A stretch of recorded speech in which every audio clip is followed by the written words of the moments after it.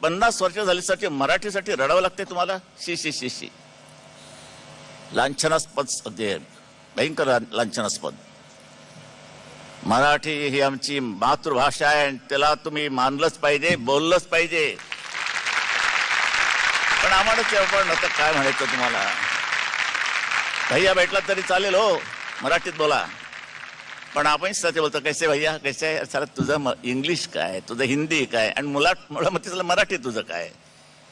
कुठच्या भाषेवरती काही प्रभुत्व नाही, काही नाही, काही नाही. पण हिंदी का बोलता तुम्ही? हिंदी ठीक आहे, पण ती राष्ट्रभाषा निश्चितच नाही.